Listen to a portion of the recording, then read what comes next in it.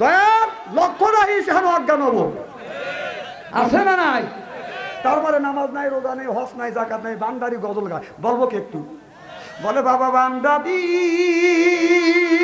আলিফ লাম মিম 3 হরফে 30 পারা কোরআন, তার ভিতরে বান্দারি কয় বাড়ি গাড়ি পাবি। নাউজুবিল্লাহ, বাড়ির যা কয়েন ও যে বান্দারি করিলে দোয়া, যেথায় যাবা চাকরি পাবা, কাগজ আর কলম ছাড়া করে মাস্টারি। বাবা দয়াল বান্দারি কাগজ আর কলম ছাড়া করে মাস্টারি, কাগজ আর কলম ছাড়া করে মাস্টারি। বাবা দয়াল বান্দারি বাচু আনসারি কয় অল্প দিনে তোর কপালে বুড়ি রে, তোর কপালে বুড়ি। আল্লাহ রসুল বলেছে এমন একটা জামানা আসবে, এই জামানায় আগুনের কয়লা হাতে রাখা সম্ভব হবে না। আল্লাহ রাসূল বলছে, হাদিস বলছে আগুনের কয়লা রাখা সম্ভব হবে। এমন একটা জামানা আসবে মানুষের ঈমান রাখা সম্ভব হবে না। এটা রাসূলের হাদিস। আমি হাদিস পড়িয়া মনে মনে চিন্তা করলাম, আল্লাহ রসুল বলছে আগুনের কয়লা রাখা সম্ভব হবে, ঈমান থাকবে না। এটা কেমন করে হয় আগুনের কয়লা হাতে থাকবে? আমি 20 বছর আগে গবেষণা করতে করতে এখন এই জিনিসটা আমার কাছে ধরা পড়ে গেছে। রসুল বলছেন আগুনের কয়লা রাখা সম্ভব হবে আর ঈমান রাখা কষ্টকর হয়ে যাবে। এখন সেই কথাটা বাস্তবিত হয়ে গেছে। আগুনের কয়লা হলো মোবাইল ফোন। কথা কন, কথা কন।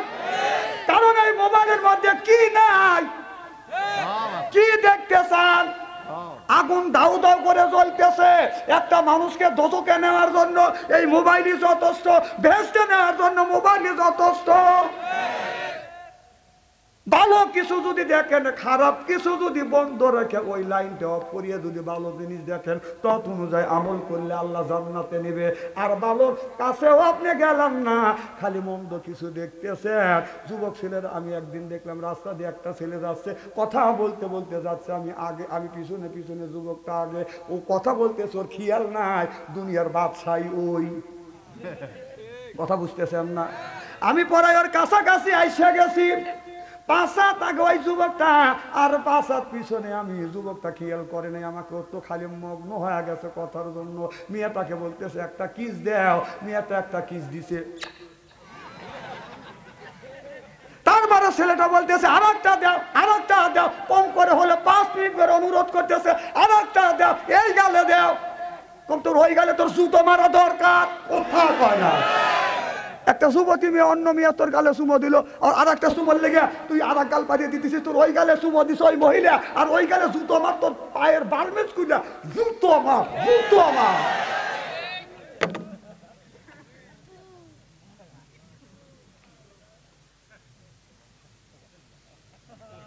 খারাপ লাগতেছে? এই যে আবার ফোনের লেগে পাগল হয়ে গেছে রে। ওইগুলি ছাড়িয়ে দেন, ওইগুলো বন্ধ দেন। যদি বাঁচতে চান, আল্লাহর জান্নাতে যাইতে চাইলে ওইগুলো ছাড়িয়ে দিতে হবে। জান্নাতে এত সস্তা না আমার ভাইরা। ভালো করে লক্ষ্য করে সরলভাবে জানা বলে নিয়েতে শুনতে হবে। আমিরুল মুমিনিন খলিফাতুল মুসলিমিন হযরত ওমর বাজার অর্ধ পৃথিবীর প্রেসিডেন্ট, সুবহানাল্লাহ কর। এই যে কোরআনের মধ্যে আল্লাহ কিন্তু নামাজের কথা 82 জায়গা বলছে। আমি এই কথা কিন্তু প্রথম বলে গেছি, আছে না নাই? এরপরে আল্লাহ বলে ইন্নাল্লাযিনা আমানু, ইন্না মানে নিশ্চয়ই, আল্লাযিনা জিবা যাহারা ঈমান আনবে ওই আল্লাহর উপরে, ও আমিলুস সলিহাত, আর যারা নেক কাজ করবে। 1 নাম্বার ঈমান, আর 2 নাম্বার নেক কাজ। আল্লাহ বলেন কান্নাত লাহুম জান্নাতুল ফিরদাউস নুজুলা। সুবহানাল্লাহ বললেন। 1 নাম্বার ঈমান আনা লাগবে। তাহলে ঈমানের প্রথম লক্ষণ হলো আগে ঈমান আনা লাগবে। 2 নাম্বার নেক কাজ করা লাগবে। নেক কাজের মধ্যে নামাজ আছে, রোজা আছে, হজ আছে, যাকাত আছে, কোরবানি আছে, ভালো ভালো কাজ। এক কাজের মধ্যে বাজান ঢুকে গেছে। আজকে আমাদের দেশের কিছু মানুষ আছে নামাজ কোনোদিন পড়ে না, যার ভিতরে নামাজ নাই তার ভিতরে বাজান ঈমান নাই। কথা বুঝতেছেন না? মাথায় বড় বড় জট, পরনে সালার সর, সিলাই ছেঁড়া কাপড় পরে ল্যাংটা হয়ে হাইটে যায়। কিছু মানুষ যদি বলে লোকটা ল্যাংটা, লোকটা যদি ল্যাংটা হয় তার ভিতরে মাল আছে। আমি বলি মালদা আছে তা তো দেখতে আইছে, কথা কয় না রে। এই যে এবার দুর্গা পুজো গেল, আমার বাড়ির পূবের মোড়ে একখান, পশ্চিম মোড়েও একখান, এমন প্রসঙ্গে ঘর তুলছি, দরজার থেকে বের হলি মূর্তি এমন জায়গা খাড়া করছে অনেক দেখা যাইতেছে।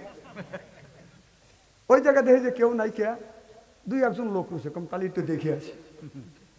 আগে যা দেখি একটা খোদার হলো 10 হাত, একটা খোদার 4 হাত, আর একটা খোদার 6 হাত, আর একটার 2 হাত, একটা এইভাবে রয়েছে, একটা এইভাবে রয়েছে, কথা বুঝতেছেন না? একটা খোদা হলো মোটা, একটা খোদা হলো শেকড়, একটা খোদা হলো লম্বা, আর একটা খোদা হলো বাদাম বাইটিয়া। নিচের দিকে তাকা দেখি এক এক খোদার এক এক রকমের চেহারা, এক এক খোদার এক এক রকমের হাত। নিচের দিকে তাকা দেখি একটা খোদার লুঙ্গি নাই।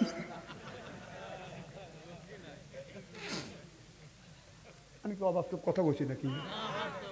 কারণ যে খোদা ল্যাংটা হয়ে রয়েছে লোক, ওই খোদা আপনাকে আমাকে কি দিবে? কথা বলবে, কথা বলে। আমার ভাইয়ের, আমার কথা কি বুঝতেছেন? আপনি যদি গোডাউনে মাল কিনতে যান, স্যাম্পল দেখবেন বাজান বাইরে, আর মালটা থাকে গোডাউনের ভিতরে, স্যাম্পল দেখে দিশে পাওয়া যায় মালটা কেমন, কথা বুঝতেছেন না? আপনার স্যাম্পল যদি ল্যাংটা হয় আর গোডাউনের মাল দেখার দরকার হয় না। মাথায় বড় বড় জট, পরনে সালার শট, সিলাই সেরা কাপড় পরে, ল্যাংটা গাঞ্জার কলকে হাতে নেয়, এইরকম করে গাঞ্জা পুরোয় তা খোলে, হাতের তালুতে নেয়, এইরকম করে বাজান দলে, কথা কয় না রে, কথা এইরকম করে দলে। তারপরে কলকির মধ্যে বাজান ভরে, তারপরে দেয় বাজান আগুন, তারপরে দেয় টান। দয়ার লক্ষ্য রাখি সেখানে অজ্ঞান হবো, আছে না নাই? তারপরে নামাজ নাই, রোজা নেই, হজ নাই, জাকাত নাই, বান্দারি গজল গায়। বলবো কি একটু? বলে বাবা বান্দাদি আলিফ লাম মিম 3 হরফে 30 পারা কোরআন, তার ভিতরে বান্দারি কয় বাড়ি গাড়ি পাবি। নাউজুবিল্লাহ, বাড়ির যা কয়েন। ও যে বান্দারি করিলে দোয়া, যেথায় যাবা চাকরি পাবা, কাগজ আর কলম ছাড়া করে মাস্টারি, বাবা দয়াল বান্দারি কাগজ আর কলম ছাড়া করে মাস্টারি, কাগজ আর কলম ছাড়া করে মাস্টারি, বাবা দয়াল বান্দারি। বাচু আনসারি কয় অল্প দিনে তোর কপালে বুড়ি রে, তোর কপালে বুড়ি। ওরে আল্লাহর বাংলাদেশ, শাহমুকদমের বাংলাদেশ, সৈয়দুল্লাহর বাংলাদেশ, খানজাহানের বাংলাদেশ, আল্লাহর ওলিরা জমিনের বুকে আছে, বুকের তাজা রক্ত পুলকিত করে দিয়ে এবার ইসলামের পতাকা উড্ডীন করেছে। সিল্লে কোন ঠিক কিনা? একের ওয়াজ করবো আজ।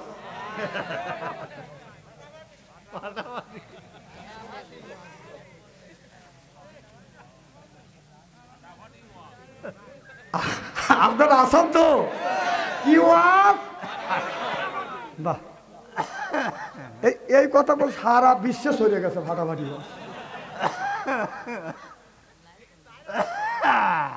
ভাইরাল করা লাগবে না, আমি এমনি ভাইরাল। সিয়ারা হান দেখছো না?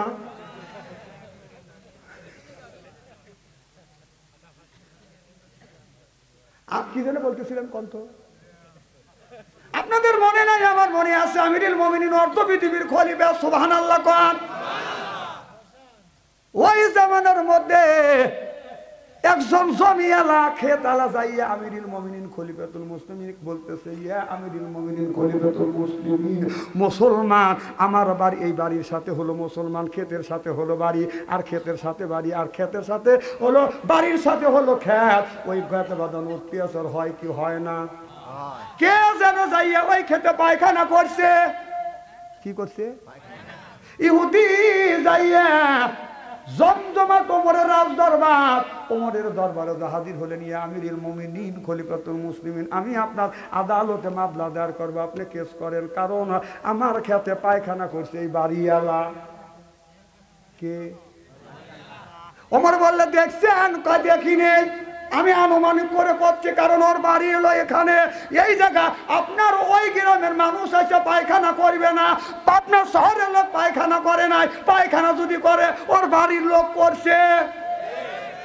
বাড়ি হলো মুসলমানের বাড়ি, ওটা খ্রিস্টানের বাড়ি না, হিন্দুর বাড়ি না। হযরত ওমর বলল চলো পায়খানা পরীক্ষা করবো। সুবহানাল্লাহ, একটু জোরে কর। দেখেন কি নেতা পায়খানা পরীক্ষা করবে যাচ্ছে। এবার হাসি দিলেন কে? নাকি হাসির কথা বলছি নাকি? আমিরুল মুমিনিন খলিফাতুল মুসলিমিন ওমর পায়খানার কাছে যাবা যান, আপনার খোঁজাখুঁজি করে, বলে হুজুর পায়খানা কেউ যা লাগ ধরতেছে। হরদত তোমার কি জানি খোঁজে। ইহুদি বলে হুজুর কি খোঁজেন? কয় আমি খুঁজতেছি, দেখি কুলুপ করছে কিনা, খুঁজা পাওয়া যায় না, কুলুপ করে নাই। হরদত ওমর বললেন যে এই পায়খানায় কুলুপ না, এই পায়খানা মুসলমান করতে পারে না। চিল্লাইয়া কলমার হওয়া। মুসলমান পায়খানা করলে কুলুপ করবে। আমাদের দেশের অনেক নামদারি মুসলমান আছে, বাদান বাথরুমে গেলে ওর কুলুপ খুঁজে পাওয়া যায় না, পায়খানা করে এরপরে হাত দিয়ে গুয়াতায়। কথা কয় না, না আতানের সময় আতা আর শুনতে কিনে লাগে না, তেনা সব বড় বড় করছে। মুসলমান নিজের নিজের মাল নিজে হাত দিয়ে লাগতে পারে না।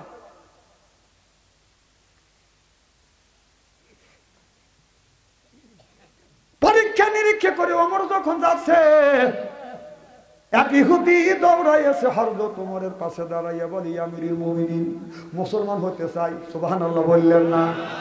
ওমর বললেন, মুসলমান হওয়ার জন্য তোমাকে অনেক দাওয়াত দেওয়া হয়েছে, তুমি বোঝো নাই। আজকে কেন তুমি নিজ ইচ্ছায় কলমা পড়ে মুসলমান হবে? বলে, আমিরুল মুমিনিন আপনি পায়খানা পরীক্ষা নিরীক্ষা করে দিশে পাইছেন, মুসলমানের পায়খানা না, ইহুদির পায়খানা। হুজুর এই পায়খানা আমি করছি এই বাড়িওয়ালা ফাসানের জন্য। কথা বুঝতেছেন না? হুজুর আপনি যে মুসলমানের একটা নেতা, আমার বিশ্বাস ইসলাম ধর্মটাই সত্য, যেই ধর্মের মানুষ পায়খানা করে নিজের মল হাত দিয়ে লড়াচড়া করে না, এর চাইতে সত্য ধর্ম আল্লাহর জমিনে হইতে পারে না। এই পরিবেশ কোন ধর্মে নাই। হ্যাঁ খ্রিস্টান ধর্মে আছে, পানি খরচ করে না, টিস্যু দিয়ে খালি মুছে। আমার কথা বোঝেন কি না বোঝেন আল্লাহ ভালো জানে। আমার ভাইয়েরা, ওই সময় মক্কা থেকে একটা যুবক মদিনায় যাচ্ছে। মক্কা থেকে মদিনায় যাইতে বাজান 350 মাইলের রাস্তা। কয়শো মাইল? 350 মাইলের রাস্তা বাদান মরুভূমির মধ্যে দিয়ে বাদান একটা উটনি নিয়ে যাচ্ছে। উটনি তো ঘোড়ার মতো জোরে যায় না, মোটর সাইকেলের মতো বাদান জোরে যায় না, উটনি ঘুরি ঘুরি পায় বাদান যাচ্ছে। এমন সময় অর্ধেক রাস্তা যখন অতিক্রম করেছে, মরুভূমির ভিতরে যুবকটা ক্লান্ত হয়ে গেছে, একটু বিশ্রামের প্রয়োজন। টাকা দেখে কয়েকটা খেজুর গাছ আর ছোট্ট ছোট্ট বাদান খেজুরের বাগান আছে, ছোট ছোট গাছ। এই যুবকটা বলে, উটনি রে এই জায়গা তুমি একটু বিশ্রাম নাও, আমি একটু বিশ্রাম করি। যুবকটা ক্লান্ত শরীর নিয়ে গাছের ছায়ার নিচে যখন বইছে, মৃদু মৃদু হাওয়া বাদান বাতাস আস্তে আস্তে আস্তে আস্তে যুবকের শরীরে যখন লাগছে, অমনি যুবক বাদান গাছের সাথে হেলান দিয়ে বাদান ঘুমিয়ে গেছে। কিন্তু যুবকটা কিছু সময় ঘুম থেকে জেগে দেখে যেই উটনিতে তার খাবার বাদান ছিল, বাদান পানি ছিল, খাবার ছিল, ওই উটনিতে বাদান বাদান খুঁজে দেখে, ঘুম থেকে জেগে দেখে উটনি নাই। যুবক পেরেশান হয়ে গেল, আল্লাহ এটা মরুভূমির বাহন, আল্লাহ আমার খাদ্য পানি সব এই জায়গা রয়েছে। 5 ঘন্টা যদি আপনার যদি আমার কাছে পানি যদি না থাকে, তাহলে তো আমি বাঁচবো না, মরুভূমির মধ্যে আমি কোথায় যাব? কথা বুঝতেছেন না? এই জন্য হাদিস শরীফের মধ্যে বলা হয়েছে মরুভূমির জাহাজ হলো উটনি। সুবহানাল্লাহ কোন। এবার যুবকটা পেরেশান হয়ে গেলে, আমার উটনি কই?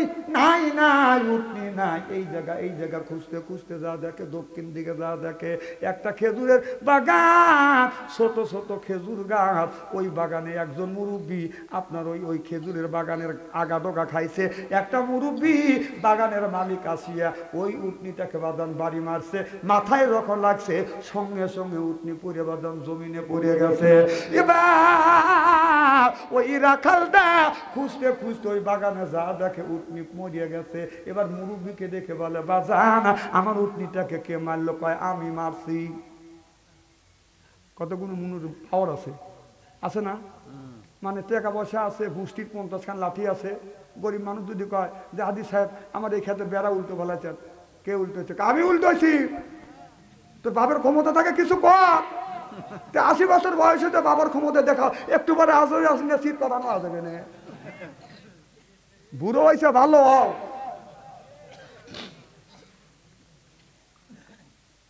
আমার ভাইরা, আমার মুরবি বলতেছে আমি মারছি। যুবক বলে কেন মারছি? আমার ছোট ছোট খেজুরের বাগানের আগা টোকা খাইছে, খেজুর গাছের আগা টোকা খাইছে। যুবকটা চিন্তা করতেছে আমার উটনি তো মারা গেল, আর আমি কেমন করে এত রাস্তা অতিক্রম করব।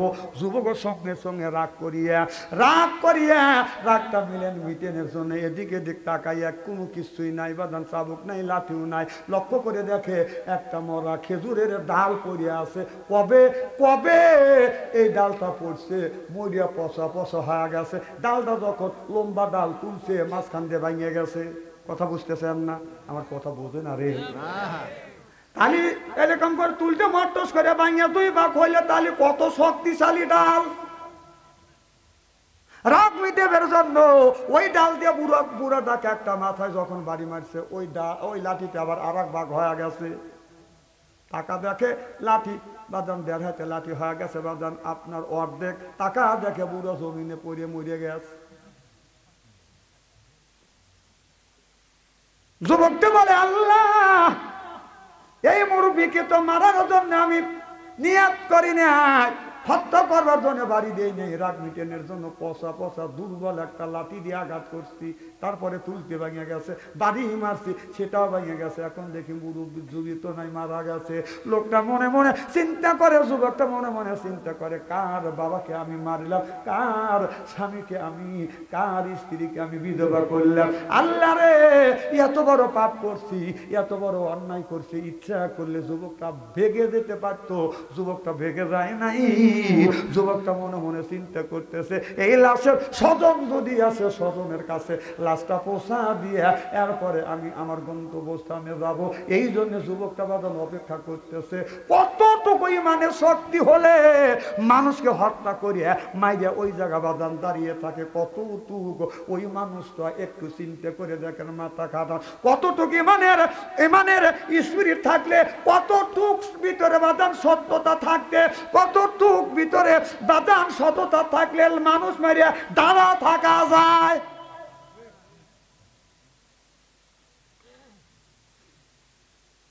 কিছু বললেন না?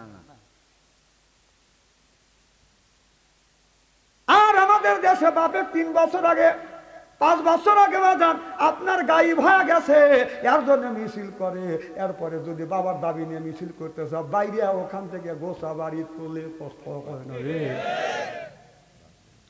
না না, তোমার বাপ মরছে দাবি তুমি বলতে পারবে না, কবিরও পারবে না, কবিতে মরবি।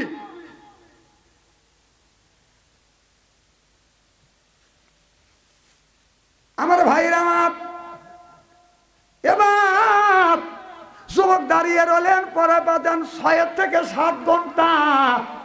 এমন সময় আসর নামাজ পর 2টা ছেলে বাদান, 2টা যুবক বাদান আসতেছে, গুড়ি গুড়ি পায়ে আসে দেখে ওই 2টা ছেলে বাবাকে খুঁজতে খুঁজতে এসে দেখে আপনার খেজুরের বাগানের কাছে একটা উটনি মরে আছে, আর বাবাকে মারছে, বাবাও মরে গেছে। যুবকটা লাঠি হাতে নিয়ে দাঁড়া আছে। 2 ছেলে দৌড়া এসে বলে আমার বাবাকে কে মারছে? ওই বিদেশি যুবকটা বলে আমি মারছি। বলাও শেষ। যুবকটাকে 2 ভাই লাগিয়া খেজুরের তাজা ডাল দিয়া এমন বাড়িয়ে বাদান বাইরেছে, জায়গায় জায়গায় বাদান আপনার চান্দা ফেটে গেছে, গোস্ত বের হয়ে গেছে, রক্তগুলি টাস টাস করে পড়তেছে। তারপরে মারবার পরে ওই যুবকের হাতে রশি লাগাইয়া 2টা যুবক অর্ধ কোমরের দরবারে বাদান টানিয়ে নিয়ে যায়। আমিরুল মুমিনিন খলিফাতুল মুসলিমিন খেজুরের রস পড়তেছে। এটা আল্লাহর রহমত। মারহাবা একটু জোরে কর।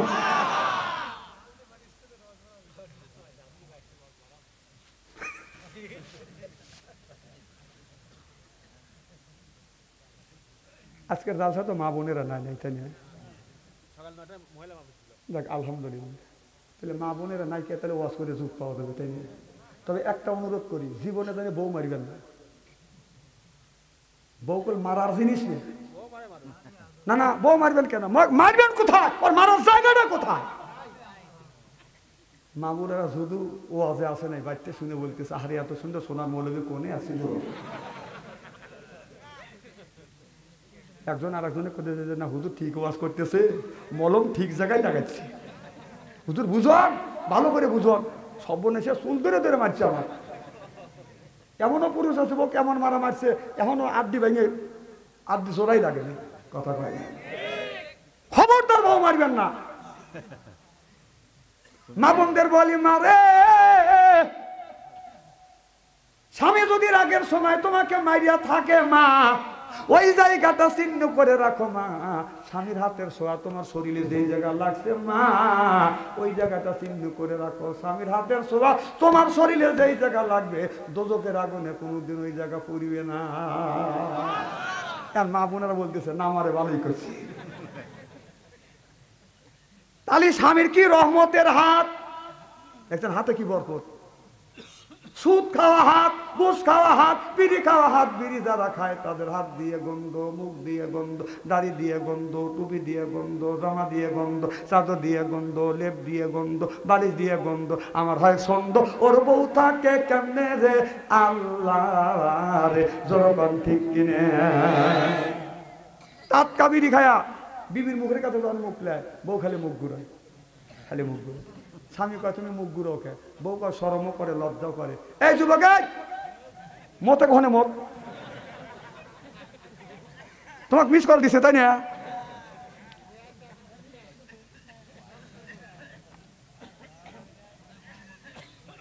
কি যেন বলতেছিলাম, বিড়ি যারা খায় তাদের হাত দিয়া গন্ধ, মুখ দিয়া গন্ধ, দাড়ি দিয়া গন্ধ। আমার হয় সন্দেহ, কথা বুঝতেছেন না। বউ খালি মুখ ঘুরায় কে, মুখ ঘুরাও কে? স্বামী শরমও করে, লজ্জাও করে। এই মাত্র টাটকা বিড়ি খায়া তুমি আমার সাথে মুখের সাথে মুখ লাগাইছো, তোর পাশার চাইতে মুখের গন্ধ বেশি।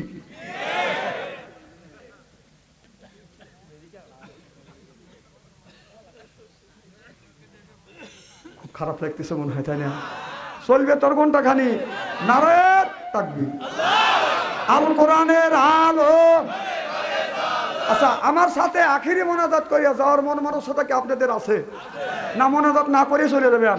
আজকের মাহফিলে কবুল হোক, এটা কি চান? আমি কোরআন নিয়ে আল্লাহর কাছে বলি, আল্লাহ আজকে যারা আমার সাথে আখিরি মোনাজাত করে বাড়িতে যাবে, সকলকে আজকের মাহফিল কবুল করো, সকলের মনের আশা পুরো করো, হযরত আবু বকরের সাথে জান্নাত নসিব করো, আমিন কর। আপনাদের উপস্থিত দেখে, আপনাদের জাকজমট দেখে, আপনার বয়স থাকা দেখে, আপনাদের অবস্থা দেখে আমার মন বলতেছে আজকের এই মাহফিল আল্লাহর দরবারে কবুল হবে ইনশাআল্লাহ। আমার ভাইরা, এবার ওমর রাদিয়াল্লাহু তাআলা আনহুর জাকজমট দরবার, ওই জায়গা বাজান আপনার হাতে দরশি লাগাইয়া যা বলে, আমিরুল মুমিনিন খলিফাতুল মুসলিমিন বিচার চাই, বিচার চাই, বাবা হত্যার বিচার চাই। ওমর দরবারে হাতে রশি লাগাটা নিয়ে গেছে। ওমর মানে কি হয়েছে? যুবক দুইটা বলে, হুজুর এই যে যুবকটাকে ধরে আনছি, এই যুবকটা আমার বাবাকে হত্যা করছি। ওমর বললে হাতের শিকল খুলিয়া দাও। সুবহানাল্লাহ বললেন না? ডেকে বলে, এ যুবক তুমি কি আর বাবারে খুন করছো? বলে হ্যাঁ হুজুর খুন করছে, তবে এর মধ্যে কিছু কথা আছে, কথা বলো। ওমর বললে ঠিক আছে বলো। যুবককে কেন আর বাবাকে হত্যা করলে? কি অন্যায় করছে, কি অপরাধ করছে? বুড়া মানুষ, মুরব্বী মানুষকে তুমি খুন করলে। বলে হুজুর আমি মদিনার মানুষ নয়, আমি মদিনার বাইরের মানুষ, আমার বাসা হলো মক্কায়। আমি মক্কার থেকে মদিনায় যাচ্ছি ব্যবসা করবার জন্য। হুজুর অর্ধেক রাস্তা আমি অতিক্রম করেছি, 350 মাইল রাস্তা, অর্ধেক রাস্তা মরুভূমির মধ্যে অতিক্রম করছি। হুজুর অর্ধেক রাস্তা অতিক্রম করবার পরে আমি অসুস্থ হয়ে গেছি, ক্লান্ত হয়ে গেছি। আমার ক্লান্তি দূর করবার জন্য আমি মরুভূমি খেজুরের বাগানের ওখানে বসিয়ে আমি একটু রেস্ট নিচ্ছি, আরাম করতেছি। এমন সময় আমার চোখে ঘুম এসে গেছে, তন্দা এসে গেছে। কোন ফাঁকে আমি ঘুমাইছি হুজুর আমি ভাবতে পারি নাই। আমার উটনিটাকে ওই জায়গায় রেখেছি, ঘুম থেকে জেগে দেখি আর আমার উটনিটা নাই। হুজুর আমি পেরেশান হয়ে গেলাম, কারণ মরুভূমির জাহাজ, উটনিটা আমার খাদ্য পানি সব ওই জায়গা এই মরুভূমির ভিতরে 10 ঘন্টা মানুষ টিকতে পারে না যদি পানি না থাকে। হুজুর আমি এত রাস্তা অতিক্রম করে কেমন করে যাব? আমি এই উট পেরেশান হয়ে গেলাম। আমার উটনিটাকে খুঁজতে খুঁজতে খুঁজতে খুঁজতে যা দেখি যে 2টা ছেলে আমাকে বেঁধে আনছে, আপনার দরবারে হাজির করছে। এই যুবকের বাগান আছে, এই বাগানে তার বাবা আমার উটনিটাকে বাড়ি মারছে, উটনিটা মারা গেছে। আমি যা বললাম, মুরব্বী আমার উটনিটাকে কে মারছে? মুরব্বী রাগ করে কয়, আমি মারছি, পারলি তুই কিছু কর।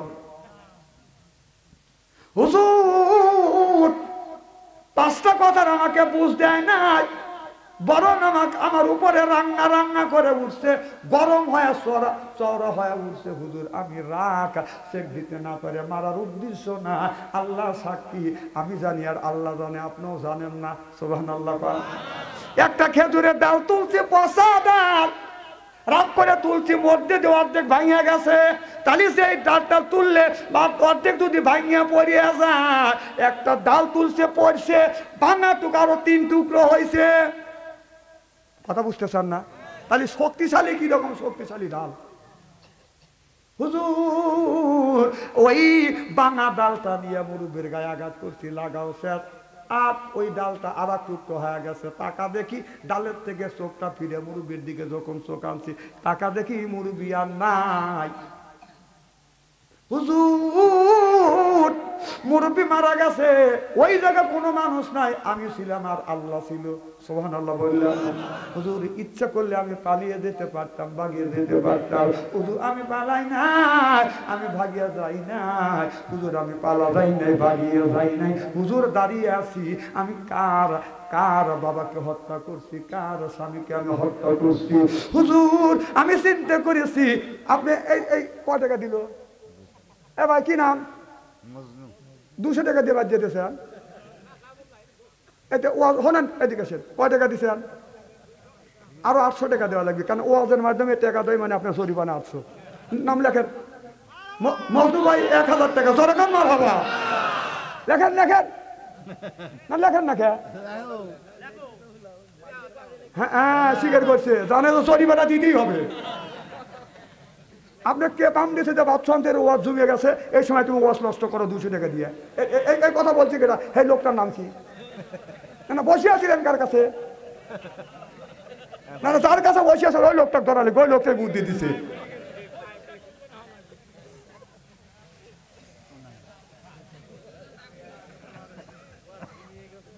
না এই সময় কি দান করার সময় কর? আমি তো দান তুলবো 1 ঘন্টা পরেও তুলতে পারি, 2 ঘন্টা পরেও তুলতে পারি। কি কর? নারায়ণ তাকবীর। কি যেন বলতেছিলেন? এক পীর সাহেব চোখ বন্ধ করে আছে, তো বলতেছে হুজুর আপনি চোখ বন্ধ করে থাকেন, পেরেশান হয়েছেন কে? কয় যে কিয়ামতের ময়দানে তোমার পার করা লাগবে না। হ্যাঁ 30,000 মাইলের রাস্তা ভুলছুদের পুট, সকালে একবার আর বিকেলে একবার খালি দৌড়দৌড়ি করে তোমার পার করবে লেগে। কথা বুঝতেছেন না? অবধ মুরিদ কয় যে হায় রে পীর সাহেব রে, উনি টেলিং দিতেছে চুলের চাইতেছি কোন হীরের চাইতে দাম। সেই ফুলসুরতের পুল ব্রিজ আপনার 30 বছরের রাস্তা, সেই রাস্তা দিয়ে সকালে একবার বিকেলে একবার রাউন্ড দেয়। আর তাই যদি রাউন্ড না দেয় তাহলে আমি মুরিদকে পার করবো কেমনে? মুরিদ কয় যে কামেল পীর, তাই মানুষ হাদিয়া দিতে চায় না। তখন বলতেছে হুজুর, মুরিদ আবার খুব চালাক, বলতেছে হুজুর আমার ওই যে বিশ্ব রোডের সাথে 16% জায়গা আছে, 1% দাম হলো আপনার 32 লাখ টাকা। যদি আপনি নিয়াত করেন, যদি আপনি আমারটা নেন, তাহলে আমি আপনাকে 16% লিখে দিবেন। পীর সাহেব কয় কাম হয়ে গেছে। 1% দাম 32 লাখ, বিশ্ব রোডের সাথে দামি জায়গা, তাহলে যদি 16% হয় কয় লক্ষ কয় কোটি টাকা হয়? তাহলে খেতটা লিখে দিবে। হুজুর লিখে দিয়ে ফেলছি আপনি, তাহলে জায়গাটা আমাকে দেখাও, যে খেতটা দিলে সেটা আমাকে দেখার লাগবে না। হুজুর মাঠের মধ্যে যাওয়া লাগবে, মাঠের মধ্যে দিয়ে যাবো।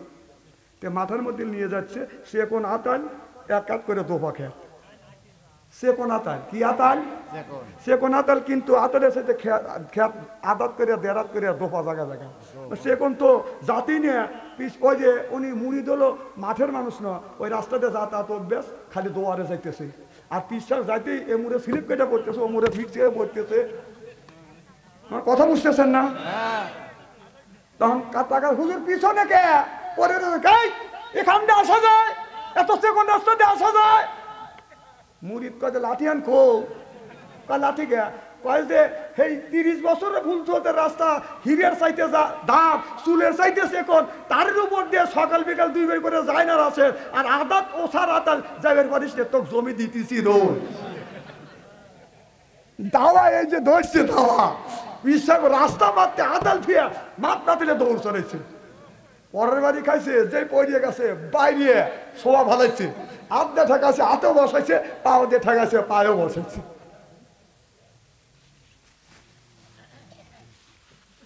পরের লোক ছাড়িয়ে দেও যদি ওই রকম কায়দা মতে মুড়িতে রাতে পারো এমন বাড়ি নে বাইরে কথা খারাপ লাগতেছে মনে হয়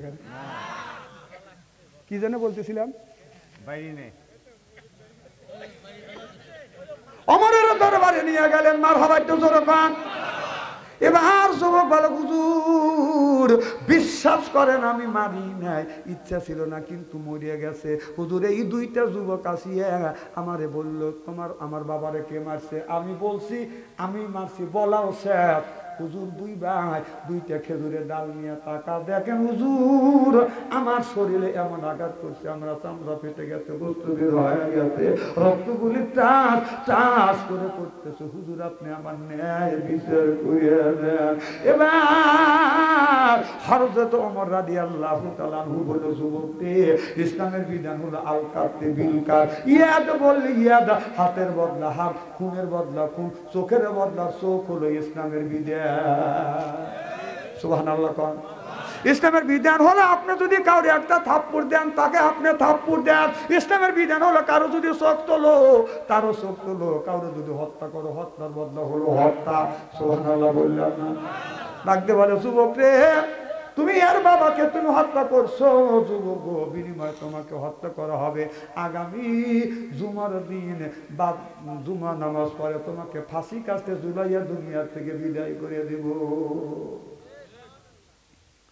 এবার যুবক বলে আমিরুল মুমিনিন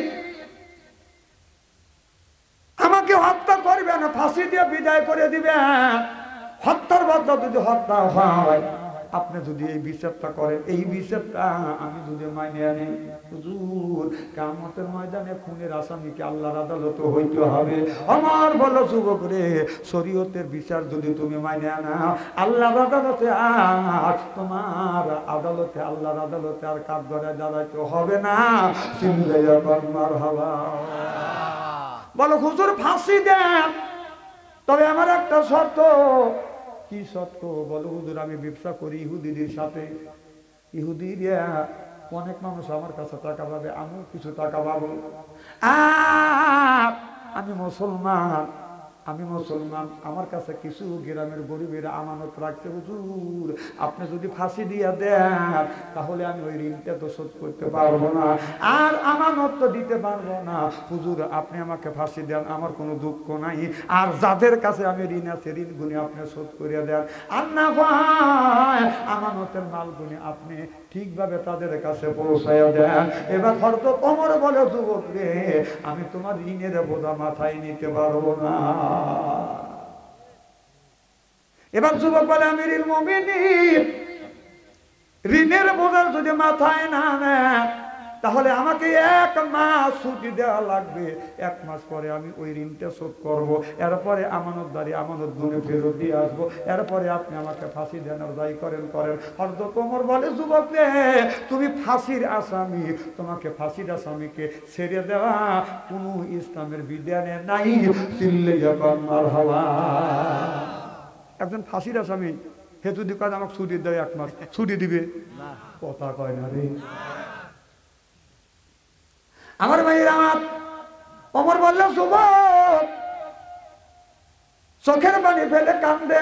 আমার বলে যুবক তোমাকে আমি 1 মাস ছুটি দিতে পারি, যদি এই জায়গা হাজার হাজার মানুষ উপস্থিত কোনো মানুষ যদি তোমার জামিনদার দেনদার হয় তাহলে আমি তোমাকে 1 মাসের ছুটি দিব। কয় মাসে? তার মানুষ নবীর অনেক সাহাবী, দেখো তোমার আত্মস্বজন আছে কিনা। যুবকটা চতুর্দিক দিয়ে একটা করে রাউন্ড দেয়, বাগান কোনো পরিচিত আত্মস্বজন কোনো লোক পায় না। বলো হুজুর একজন পরিচিত লোক আমি পাইলাম না, কে আমার জামিন হবে? এবার যুবক মাঝখানে দাঁড়াইয়া, নবীর হাজার হাজার সাহাবী আছে তখনও বাইছে, সুবহানাল্লাহ বললেন না? তাহলে ও নবীর সাহাবীরা আমাকে আমার জন্য একজন জামিনদার হও, 1 মাসের জন্য জামিনদার হও। আমি ঋণ পান শোধ করিয়া আমার জনম দুঃখে মা, আমার বৃদ্ধ মা আমাকে কোলে পিঠে মানুষ করছে, আমার মার কাছ থেকে বিদে নিয়ে আসবো, আর পানাগুনি শোধ করে দিব। আর যারা আমানত রাখছে এই আমানতটা তাদের কাছে বুঝিয়ে দিয়ে 1 মাসের মধ্যে আমি চলে আসবো। আপনারা বলুন এই কথা যদি বলে কোনো মানুষ বাজান তার দায়িত্ব মাথায় নিবে? আমি যদি বলি 1 মাসের জন্য আমার দায়িত্ব মাথায় নেন, কেউ নিবে? এবার কেউ রাজি হয় না। যুবকটা একবার আকাশের দিকে তাকায়, একবার মানুষের দিকে তাকাইয়া কান্দে। হযরত ওমর বলে যুবক রে একবার আকাশের দিকে তাকাও আর মানুষের দিকে তাকাইয়া কেন কান্দো? এবার যুবক বলে আমার রাসূল বলেছে মুসলমান হলো ভাই ভাই, এক মুসলমান যদি বিপদে পড়ে আর এক মুসলমান যাইয়া বিপদের সামনে হাজির হবে, বিপদ থেকে মুক্ত করবে। তবে আমি দেখলাম রাসূলের হাদিস মুখ পর্যন্তই রাসূল বলেছে এইটা আপনার বই পর্যন্ত লিপিবদ্ধ হয়েছে, এখন এই জমিনে এই হাদিসটা কেউ বাস্তবিত করে নাই। নবীর সাহাবী আবু তালহার এই হাদিসটা কলিজায় ঢুকে গেছে, সুবহানাল্লাহ। আবু তালহা বলে যুবক রে আমি তোমার জামিনদার হব, সুবহানাল্লাহ। ওমর লাফ দিয়ে উঠে বলে ভাই আবু তালহা তিনি হলো দুনিয়ার থেকে বাদান আপনার আল্লাহর পক্ষ থেকে জান্নাতের টিকিট পাইছে 10 জন, তার মধ্যে আবু তালহাও একজন, সুবহানাল্লাহ বললেন না? ওমর লাফতে বলে ভাই আবু তালহা আপনি কি ঠিক আছেন, আপনার মাথাটা কি ঠিক আছে? আবু তালহা বলে আমি ঠিক আছি, আপনি নাই, সুবহানাল্লাহ বলেন। এ আবু তালহা এই যুবকটা কিন্তু ফাঁসির আসামি, ওর বাড়ি হলো কোনে আর তুমি কোনে? ফাঁসির আসামির জামিনদার জিম্মাদার হচ্ছে তুমি, হিসাব নিকাশ করে জামিনদার হয়। ওই যুবকটা যদি সঠিক টাইমে যদি না আসে, 1 মাসের মধ্যে যদি না আসে, আপনার আরবি মাসের আপনার প্রথম আজকে জুমা তারিখ আর আগামী মাসের প্রথম জুম্মায় কিন্তু ফাঁসি হবে। এই যুবকটা যদি না আসে রে আবু তালহা, এই যুবকের পরিবর্তন তোমার কিন্তু ফাঁসি কাছে উঠতে হবে। চিন্তা করছেন ইসলাম কেমন করে আসছে, কিভাবে ইসলাম আসছে? যুবক বললেন ভাই ইয়া আমিরুল মুমিনিন খলিফাতুল মুসলিমিন, সেটাও আমার মাথায় আছে, সুবহানাল্লাহ। এবার 1 মাসের ছুটি দিলেন, যুবকের হাতের শিকল যখন খুলে দিলেন, যুবকটা ঘুরি ঘুরি পায়ে যায় আবু তালহার কাছে, যুবকের সাথে মুখ মিলাইছে। ভাইজান আপনি শুধু রাসূলের হাদিসটা খালি কাগজে রাখবেন না, আপনি বাস্তব প্রমাণ করে দেখা দিলেন, সুবহানাল্লাহ বললেন। বাইরে আমি দোয়া করি আমার নবীর সাথে আপনার জান্নাত, তবে আপনি তো জান্নাতে টিকিট পাইছেন, অন্য অন্য সাহাবী মনে মনে পাম দিতেছে, কথা বুঝতেছেন না? এবার যুবকটা বুকের সাথে বুক লাগাইছে, কপালে চুমো দিয়ে বলে ভাইজান চিন্তা করো না, 1 মাস পরে প্রথম জুম্মা যত টাইমে আমি আসবো, সুবহানাল্লাহ বললেন। এবার 1 মাসের টাইম দিয়ে বাদান যুবকটা চলে গেলেন। বাড়িতে যাইয়া ঋণ পান বাদান শোধ করছে, করতে করতে বাদান 29 দিন গত রাত্রি প্রভাত হলে বাদান আরবি মাসের প্রথম তারিখ জুমাবার, ওই দিন উপস্থিত হলে বাদান যুবকে ফাঁসির কাছে বাদান ঝুলাইবে। এদিকে আবু তালহা বাদান বাজার হয়ে গেছে, যুবকটা সব ঋণ পান শোধ করিয়া ফজরের নামাজ পড়িয়া যুবকটা মা দক্ষিণীর ঘরের দরজার কাছে গেছে। এই কথা মারে বলে নাই মা আমি তো মারা যাবো, এই কথা বলে নাই। যুবকটা চিন্তা করতেছে, আমার জন্ম দুঃখী মা কষ্ট করে আমার মানুষ করছে, আমি আমার মার কাছ থেকে আমি বিদায় নিব। যুবকটা ফজর নামাজ পড়িয়া মার ঘরে দরজা নক করছে। ও গো মা, অমনি মা দরজা খুলে দিয়া বলে, বেটা রে, তোমার ডাকের মধ্যে আমি একটা করুণ আওয়াজটা শুনলাম। কারণ কবি বলেছে, বিদেশে দেবী তাকে যায়, বেটা মারা যায়, পাড়াপড়শি না জানিলে আগে জানে মা। সুবহানাল্লাহ বললেন। আমার ভাইরা আমার, এইবার মা বলে, বেটা রে, তোমার আওয়াজের মধ্যে একটা তোমার আওয়াজের মধ্যে, কথার মধ্যে একটা মায়াবী পাওয়া যায়। কি হয়েছে? যুবকটা দৌড়া যা মার পায়ে হাত দিছে, শুনো দিছি। সুবহানাল্লাহ কর। যুবকটা মায়ের মুখের দিকে তাকা আছে। মা বলে, বেটা রে, কেন তুমি তাকিয়ে আছো? মা, ছেলে বলে, মা তুমি জানো না, সব ঘটনা খুলে বলছে। মা, আমি একটা মুরব্বীকে খুন করছি, অর্ধ পৃথিবীর প্রেসিডেন্ট ওমর আমাকে ফাঁসি দিবে গো মা। আর আমি দিন আসি দেখে, আর অনেক মানুষের আমানত আমার কাছে আছে গো মা। এই গুণে মানুষের কাছে আমি শোধ করবার জন্য আসছি। 1 মাস গত হয়ে গেছে, আমি নবীর সাহাবী আবু তালহাকে আমি জামিনদার করে রাখছি গো মা। মারে মা, আর জীবনে কোনোদিন দেখা হবে না মা, তুমি আমাকে বিদায় দাও গো মা। আজকে যদি না যাই মা, আমার পরিবর্তন আবু তালহাকে হযরত ওমর ফাঁসির দড়িতে ঝুলাইয়া দুনিয়ার থেকে বিদায় করে দিবে। মারে বিদায় দাও, আর জীবনে দেখা হবে না। আর দুনিয়ায় যদি দেখা না হয় মা, কাল কিয়ামতের ময়দানে তোমার সাথে আমার দেখা হবে। ঘরের মধ্যে মা সন্তানকে জড়া ধরছে, সন্তান মারে জড়া ধরছে। আজকেই তো এই ছেলেটার বাদান ফাঁসি হয়ে যাবে। তাহলে কি দৃশ্য ওই ঘরের মধ্যে শুরু হয়েছে একটু বোঝেন। মা সন্তানকে ছাড়তে চায় না। সন্তান বলে, মা তুমি কাঁদো না মা, দুনিয়ায় দেখা যদি না হয় কিয়ামতের ময়দানে দেখা হবে। মা বলে, বেটা রে, কষ্ট করে তোমারে আমি মানুষ করছি গো বেটা, আমি তোমাকে ফাঁসি কাস্তে ঝুলতে দেব না। বেটা রে, তুমি আমাকে হযরত ওমরের কাছে নিয়ে যাও। ওমরকে যা বলবো, হুজুর আমার এই বেটাকে মারিয়েন না, প্রয়োজন হলে আমার জীবন নেন, আমার ছেলেকে ফাঁসিতে ঝুলাইয়েন না, আমার ফাঁসি কাস্তে ঝুলা হুজুর, আমার জীবন নেন, ফাঁসি কাজটা আমার ঝুলান গো হুজুর, বাবা নিয়ে যাও, হযরত ওমরের কাছে নিয়ে যাও। ওমরকে বললো। এবার হযরত যুবক বলে, মা আমিরুল মুমিনিন খলিফাতুল মুসলিমিন এই কথা মানবে না, আমার পরিবর্তন তোমাকে কখনো ফাঁসি দিবে না, এটা হয় না মা। আমি চাই আমি দুনিয়া থেকে বিদায় হয়ে আমার মা দুনিয়ায় দীর্ঘদিন বেঁচে থাকুক। এরা মা ছেলেটা যেতে চায়, মার কপালে চুমো দেয়, যেতে চায়, মা যেতে দেয় না। হাত ধরে বাজার ধরে, বাজার হাত ধরে ধরছে। যুবকটা বলে, মা অসীম দিছে চলে যাবো, আর কোনোদিন দেখা হবে না গো মা। মা বলে, বেটা রে, অসীম দেশে যাবি, পৃথিবীতে হবি একটা, আমি মা কে আমার মা বলে ডাকবি, বেটা রে কে আমার আদর করবে, কে আমার দেখাশোনা করবে, আমি তোমাকে যাইতে দিব না, যাইতে দিব না।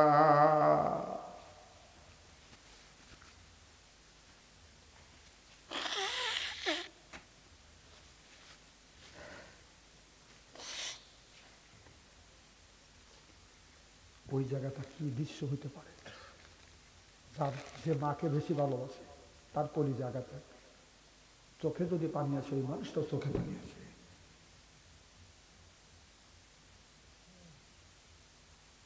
মা বাবা একটা জান্নাতের দরজা। সুবহানাল্লাহ। আমার ভাইরা, আমার যার মা নাই, সেই মায়ের ব্যথা বোধে বাবা তার দুনিয়ায় নাই, সেই কিন্তু বাবার ব্যথা বোধে। আমি মায়ের ব্যথা বুঝি, বাবার ব্যথা বুঝি। আমার বাবা এই জমিনে বেঁচে ছিল বাদাম 97 বছর, আমার মা 112 বছর পর্যন্ত বাদাম বেঁচে ছিল। আমি দেখছি, আমি যখন মাহফিলে আসছি, আপনাদের পাবনা জেলা যখন মাহফিলে আসছি, আমি যখন মাহফিলে আসবো তখন তো বাদান গাড়ি ছিল না, প্রাইভেট কার ছিল না। এখন 19 বছর ধরে আমি প্রাইভেট কার ব্যবহার করতেছি। আমার বাবা যখন ছিল প্রাইভেট কার ছিল না। আমি যখন মাহফিলে আসবো, আসবার সময় মার পায়ে হাত দিছি, চুমো দিছি, বাবার পায়ে হাত থাকছি, চুমো দিছি। বাবা বলে, বাবা কোথায় যাবা? আমি বলছি পাবনা জেলা যাব। বাবা বলে, বেতো চলো যাই, তোমাকে আগা দিয়ে আস। বাবা আমি আগে আগে গেছি, আমার বেটা পিস পিস গেছে। অনেক মানুষ জিজ্ঞেস করেছে আপনি কই যান, আপনার বেটা তো সবাই যাচ্ছে, মাহফিলে যাচ্ছে। আমার আব্বা বলে আমার বেটা মাহফিলে যাচ্ছে, আমি বাবা আগে দিতে যাচ্ছি। আমার বাবা এই বলে, আমি বললাম বাবা এত কথা বলেন কেন? বাবা বলে, বেটা রে তুমি যখন মাহফিলে যাও, মানুষ যখন জিজ্ঞেস করে আমার আত্মা বলিয়ে যায়। ছেলে যদি আলেম হয়, হাফেজ হয়, মা বাবা গর্ব করে। আমার টাকা পয়সার দরকার নেই, আমি একটা হাফেজের বাবা, আলেমের বাবা। আমি মরে গেলেও কিছু যদি না করে বেটা জানাজার নামাজ পড়াই। গাড়িতে তুলে দিচ্ছি, টাকা দেখছি, যতক্ষণ পর্যন্ত আমার গাড়ি আড়াল হয় নাই এতক্ষণ পর্যন্ত বাবা চা থাকছে। আর হাত দেওয়া জানাইছে বেটা ভয় নাই, আমি তোমার বাবা এই জায়গা আসতো তোমার কাগানের জন্য। বাজার রে বাড়িতে গেছি রাত 12টা বাজার আগে। আমার মা আমার বাবারে বলছে তাড়াতাড়ি যা, আমার বেটা বাচ্চু ভয় পাবে। আমার আব্বা 97 বছর বয়স, বাদান 3 রাস্তার মোড়ে বাদান আগা আসছে, আসে দেখে 3টা রাস্তা বাদান, এখন কোন রাস্তা দিয়ে আমি আসবো বাবা জানে না। বাবা মনে মনে চিন্তা করতে যে ডান রাস্তা দিয়ে গেলে হয়তো ছেলে যদি বাম রাস্তা দিয়ে আসে, আর বাম রাস্তা দিয়ে গেলে যদি ছেলে তার ডান রাস্তা দিয়ে আসে, তাহলে বেটার সাথে তো আমার দেখা হবে না। আমার বাবা 3 রাস্তার মোড়ে বাদান দাঁড়া থাকতে রাত 12টা থেকে রাত 3টা পর্যন্ত। 12টায় আসি নাই, 1টায় আসি নাই, 2টায় আসি নাই, 3টায় এসে দেখি 3 রাস্তার মোড়ে পৌষ মাসে শীতের দিন বাবা তত্তর করে কাঁদতে সালাম দিতে, বাবা আপনি কখন চাইছেন বাবা? বাবা বলে, বেটা রে আমি রাত 12টা থেকে 3টা পর্যন্ত তোমার জন্য অপেক্ষা করতেছি। ও বাবা এত ঠান্ডার মধ্যে কেন তুমি আমার জন্য অপেক্ষা করতেছ? আমি দেখছি বাবা ঠান্ডার মধ্যে আমার জন্য অপেক্ষা করছে। এখন বাবা ভাই ওই 3 রাস্তার পরে আর কেউ আমার জন্য অপেক্ষা করে না।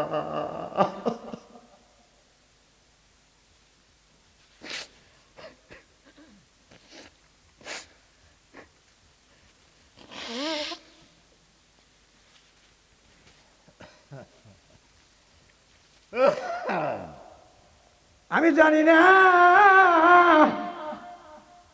কার মা নাই, কার বাবা নাই, সেই বাদান মায়ের ব্যথা বোঝে, সেই বাদান বাবার ব্যথা বোঝে। আমি আমার বাবাকে নিয়ে গেছি, ধরছি, থরথর করে কাটতেছে শীতে। বাড়িতে যা দেখি বুড়া মাথা বাদান ঘুমায় নাই, দরজা খুলে বসে আছে। মানে যা চালাম দিচ্ছে, পায়ে হাত থেকে চুপে দিচ্ছে, মানে তুমি কেন বসে আছো? মা বলে, বেটা রে তোমার আব্বা তোমাকে আগে থেকে গেছে, আর তুমি বাড়িতে নাই, তোমার বাবা না ভাই, আমি তোমার মা বেছানায় ফিরতে নেই বাবা। ঘরের মধ্যে ঢুকছি, বারান্দায় আসছি, আমার রাস্তার কাছে দেখছি তুমি আসছো কিনা। এখন মা নাই, আর কেউ আমার জন্য অপেক্ষা করে না। ওই মা এখন 5টা কাপড় নিয়ে, বাবা 3টা কাপড় নিয়ে ঘুমিয়ে আছে। আমি জানি না কার মা নাই, বাবা নাই, ওই মা 5টা কাপড় আর বাবা 3টা কাপড় নিয়ে ঘুমিয়ে আছে। ওই মা বাবার জন্য কেউ যদি দান খয়রাত করে, এই দানের দৌলতে আল্লাহ মা বাবার কবরের গোড়া দাপ মাফ করিয়ে দেয়। আমি জানি না কার মা নাই, বাবা নাই, ওই মা লক্ষ লক্ষ টাকার সম্পদ, বাবা লক্ষ লক্ষ টাকার সম্পদ রাখিয়ে 3টা 5টা কাপড় নিয়ে ঘুমিয়ে আছে। একজন ব্যক্তি বলে, হুজুর মা নাই, বাবা নাই, মা বাবা কবরের মধ্যে শুয়ে আছে। মা বাবার জন্য 10 জন ব্যক্তির কাছে বাদাম 10,000 টাকা চাই, লগত যদি না পারেন বাদাম বাকি রেখা দিবেন। একজন ব্যক্তি বলেন, হুজুর আমি 5,000 টাকা চাই, আমি 10টা মিনিট আপনাদের টাইম দেব।